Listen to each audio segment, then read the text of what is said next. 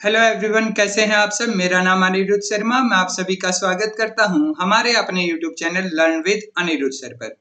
Dear, जैसा कि आप सभी जानते हैं, आरआरबी पीओ 2024 और आरआरबी कलेक्ट 2024 की नोटिफिकेशन आउट हो चुकी है। इनका एग्जाम शुरू होने वाला है जुलाई के एंड से या अगस्त की स्टार्टिंग से।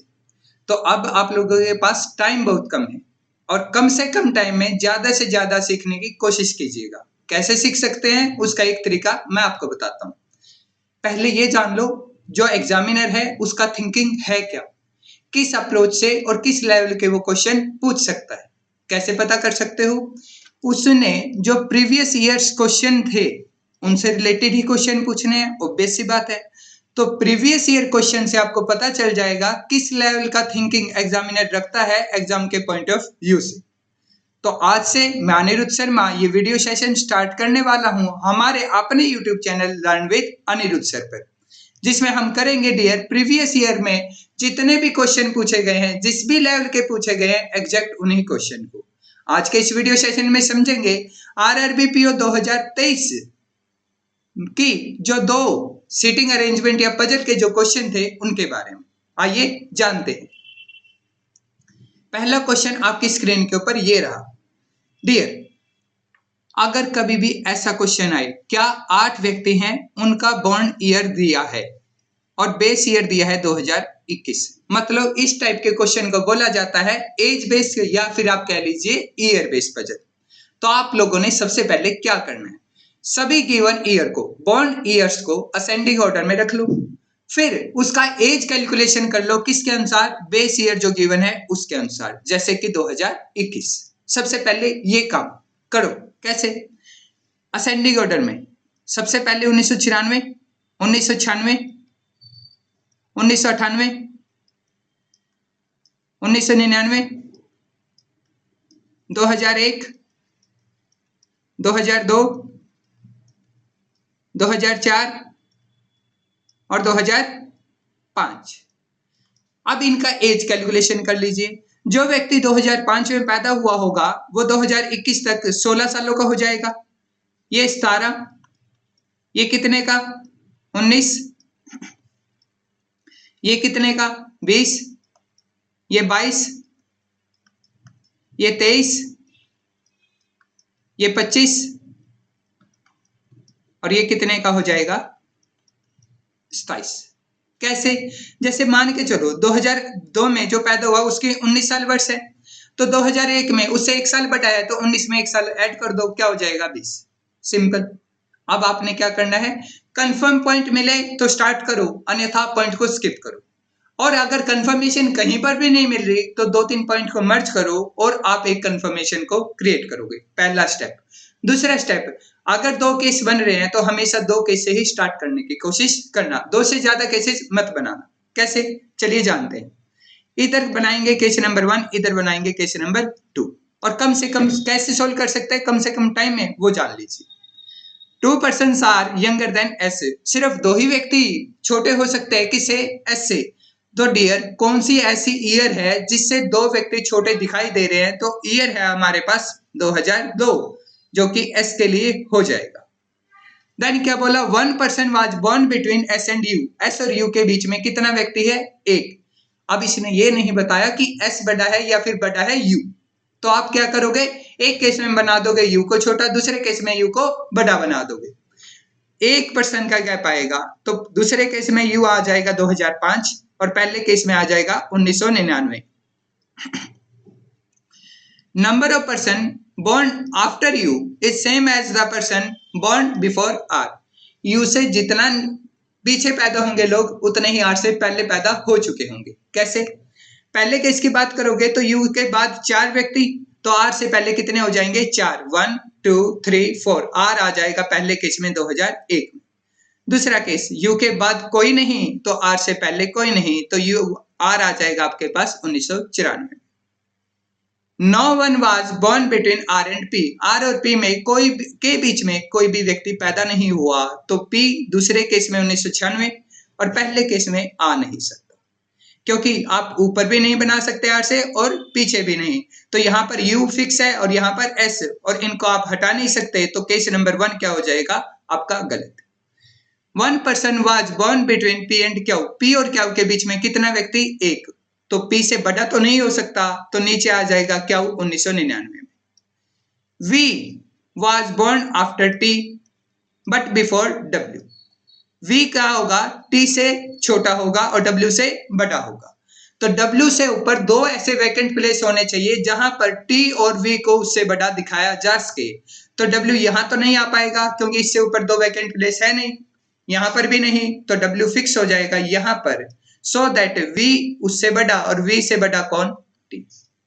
आई थिंक ये पॉइंट क्लियर हुआ होगा। ऐसे आपने इस अप्रोच से इस क्वेश्चन को, इस टाइप के क्वेश्चन को सोल्व करना होता है। चलिए इसके आंसर्स चेक कर लीजिए क्या है। Who was born in the year 1998? 1998 में कौन पैदा हुआ है? 1998 में डियर पैदा हुआ है कौन? टी, जो कि ऑप्शन हो जाएगा आपका C. In which year you was born? You कब पैदा हुआ है डियर? यू आपके पास पैदा हुआ है 2005 में, जो कि ऑप्शन क्रिएट हो जाएगा आपके पास E. Which of the following statement is true? P was born in 1994, क्या पी 1994 में पैदा हुआ है? जी नहीं, वहां तो आर है। वी वाज बोर्न इन 1996, क्या वी 1996 में पैदा हुआ है? जी नहीं, वहां तो पी पैदा हुआ है। T is oldest person? No, R is the oldest one. U was born in 2002, क्या यू 2002 में है? जी नहीं, 2005 में यू पैदा हुआ है। R is older than P? Yes of course, R is सबसे बड़ा है आर, तो पी से तो बड़ा होगा ही। तो आपके पास ऑप्शन नंबर 5 हो जाएगा क्वेश्चन नंबर 3 के लिए।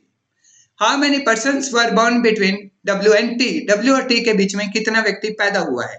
तो डब्ल्यू और टी के बीच में क्यू वी एस, 3 व्यक्ति पैदा हो जाएंगे। तो आपके पास किसमें? डब्ल्यू और टी में 3 व्यक्ति, क्यू वी एस, तो 3 व्यक्ति आपके पास आंसर आ जाएगा C. Who is the second oldest person among all? पहला बड़ा कौन है? आर। सेकंड कौन है? पी। तो आपका आंसर हो जाएगा second option, B option is your correct answer, जहां पर मेंशन कर रखा है second oldest person is P. I think पहला क्वेश्चन क्लियर हुआ होगा। एक और करते हैं सेकंड टाइप, क्या होगा चलिए जान लीजिए। सेकंड टाइप का क्वेश्चन आपकी स्क्रीन के ऊपर ये रहा। क्या बोला गया? 9 बॉक्सेस, 9 बॉक्सेस के बारे में। तो आप एक काम करो, एडजस्टमेंट शुरू कर दो। 9, 8, 7, 6, 5, 4, 3, 2, 1।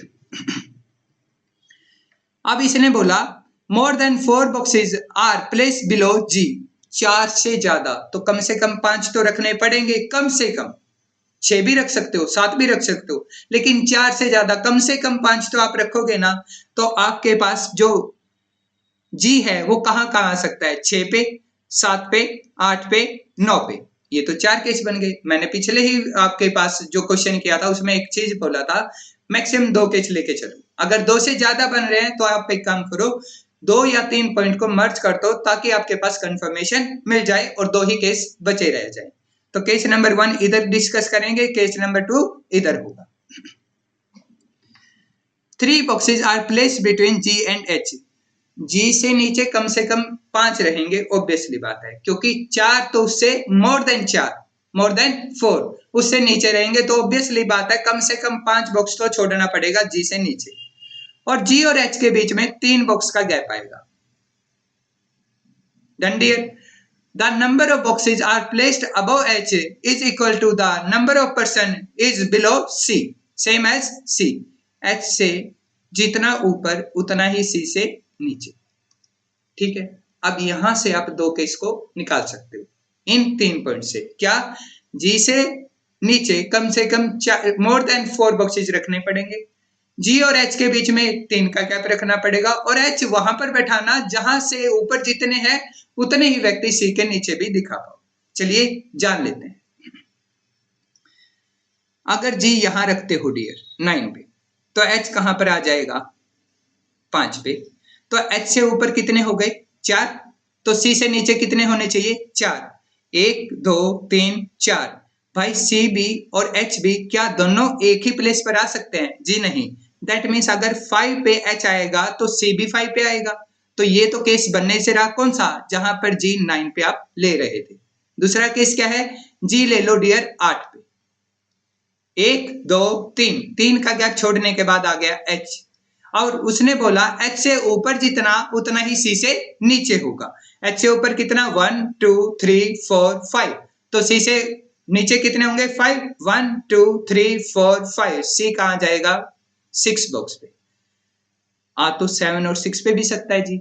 अब 7 पे लिया जाएगा या 6 पे, आइए जानते हैं। अगर 7 पे लोगे G को तो 3 का गैप ऊपर तो नहीं जाएगा, नीचे आएगा 1 2 3, H आ जाएगा यहां पर।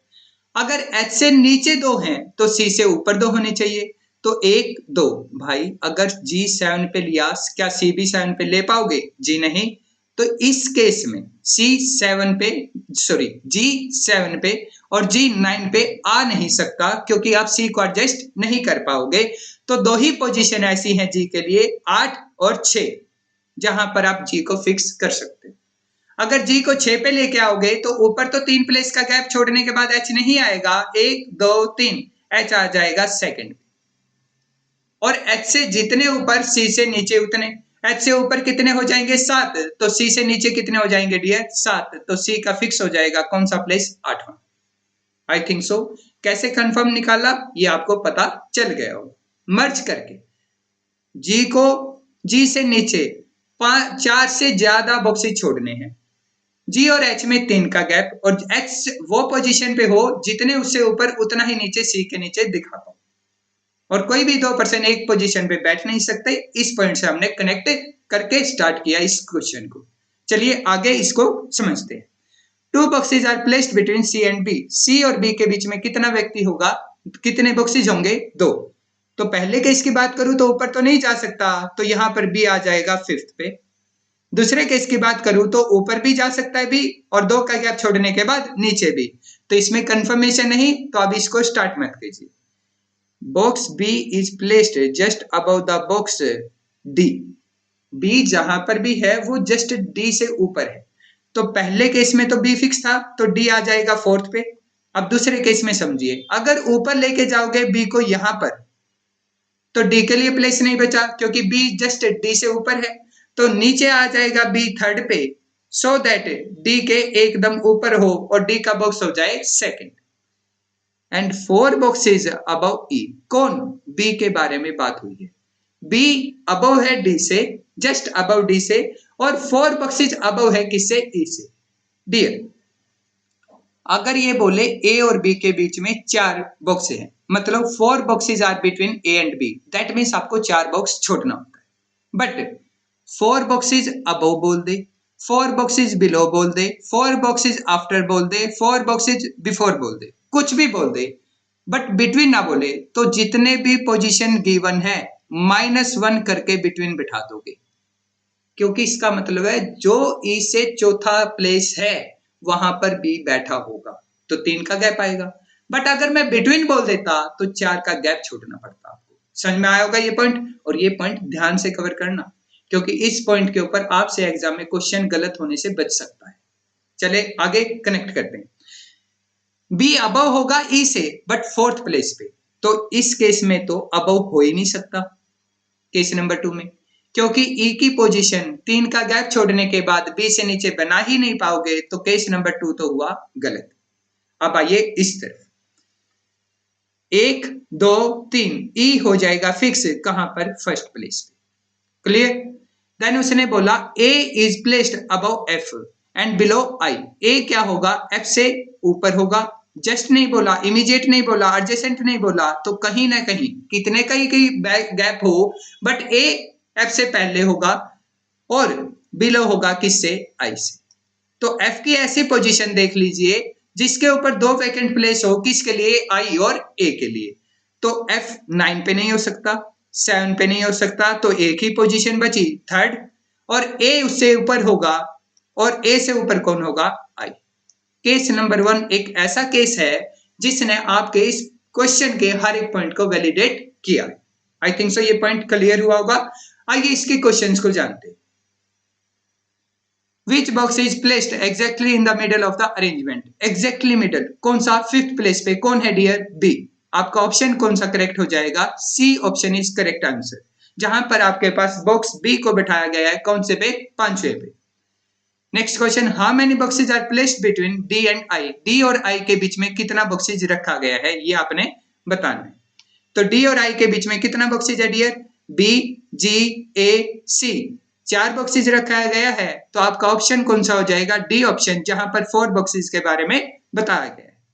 विच box is kept just above C, कौन सा बॉक्स अबव सी के होगा, जस्ट अबव सी, तो सी से ऊपर कौन सा बॉक्स है, आई, जस्ट अबव कौन है, आई, ऑप्शन ए क्या हो जाएगा correct. Which of the following statement is true, कौन सा स्टेटमेंट ट्रू होने वाला है ये बताना है। Box F is placed above H, क्या एफ एच से ऊपर है, जी हाँ, एफ थर्ड पे और एच सेकंड पे, तो ऊपर है, तो ये तो हुआ करेक्ट।